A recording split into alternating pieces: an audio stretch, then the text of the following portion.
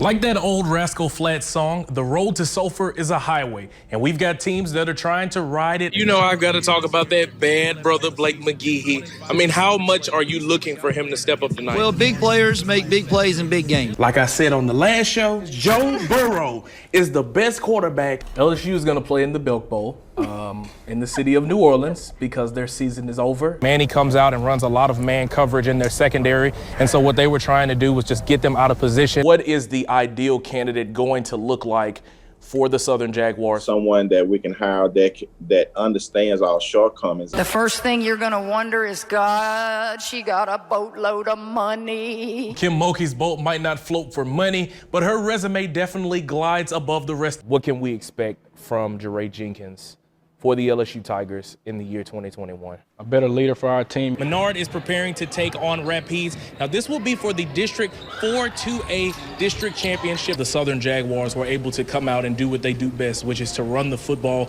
A few times you saw them be able to throw the ball over the top. Like Triple H, the NSU Demons tried to play the game on Wednesday. The Demons faced Southeastern for a 9th time in the Southland Conference Tournament and couldn't afford to lose it. Demons hoping to knock off the Lions for the first time since 2019. The game remained tied at 1 because of great pitching from Southeastern's Will Warren, who struck out 10 batters through 6 2/3 innings and allowed 1 earned run, but Cal Carver wanted to make it a pitcher's duel. 4 strikeouts in the game for the sophomore out of San Antonio. Now, one of the closer moments that we saw for a scoring play came in the bottom of the 6th. Jacob Burke pops one deep into left field, and it's caught, and then watch this double play to make it to second. That would stop the Lions from scoring, but in the bottom of the 8th, Evan Keller sends a solo shot out of the yard, his 3rd home run of the season, and it gives the Lions the 2-1 lead. The Demons have one final chance to do something with 2 runners on in the top of the 9th, 2-2 pitch. The Demons ground out, and that is your ball game. The Demons fall 2-1, meaning they had to play in an elimination game today. So the Demons faced the number 2 seed in UNO. They had good pitching from Cal Carver on Wednesday. They had great pitching from Levi David. 3 innings pitched, 3 walks, 7 strikeouts. But after he hit 2 batters back-to-back, he'd be pulled. And in the top of the 4th, UNO's Darren Willis, they gonna think he won a Grammy Grand Slam homer. That's his 4th homer of the year. Demons trail 5-0. The Demons got on the board after a ground out, making it 5-1. But in the top of the 7th, no, this isn't an instant replay. Darren Willis back again like Eminem, Grand Slam again, 5th homer of the year. 8 RBIs in the game for him. UNO also hit 3 Grand Slams in this game as a team. The Demons, they get blasted, and their run in the Southland Tournament and their season is over. Like many in Louisiana, Michael Williams loves football, and it's something that he's never stopped crafting at. Ever since I was born, that was the first thing I picked up, was football. Mike's football career would be put on pause. Not only did COVID-19 stop the world of sports, but it shut down his mother when she contracted the virus. I had to step up and say, okay, I can't do it. Because Shantae couldn't take care of her kids, she made a tough decision. She sent Mike and his siblings to live with their uncle, 2 hours away in Houghton, Louisiana.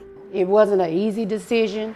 I battled with that as a mom, but I'm glad I made that decision. The move became tough on everyone, but Mike embraced the change to make the best of a tough situation. It was hard, but once I got there, the school, the atmosphere, everybody loved me, They treated me like their own. Mike fit into Houghton's offense immediately, but in the midst of their success, Mike ran into another roadblock. Mike went to a party one night, and while there, a fight started. One of the people in the fight pulled a gun and started shooting, and a bullet hit Mike in his right leg. His nerves damaged, and his football season cut short. I went into a real dark place. I was angry at the world for my mistakes, angry at everybody, putting everything on everybody when it was my fault. All I could do was drop to the floor. My heart literally fell to the floor, but he's still here. Okay, hold up. Lord, I know you got a purpose.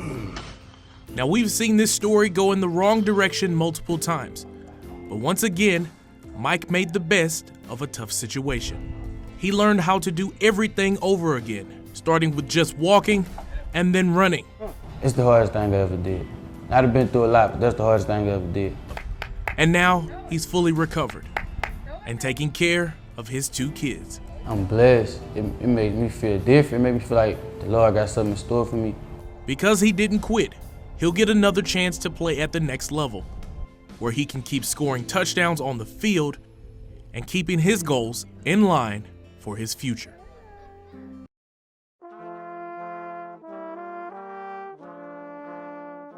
Graduation day in some cases is the best day of many people's lives. Hard work all coming together on one day. But who would have imagined a ceremony happening on a baseball field?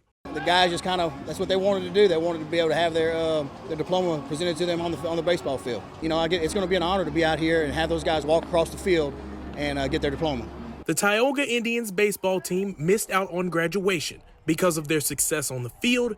They couldn't attend the ceremony, so the team and the school put their heads together and came up with a solution. I just love celebrating them, you know, being able to cheer them on, watch them win, watch them celebrate.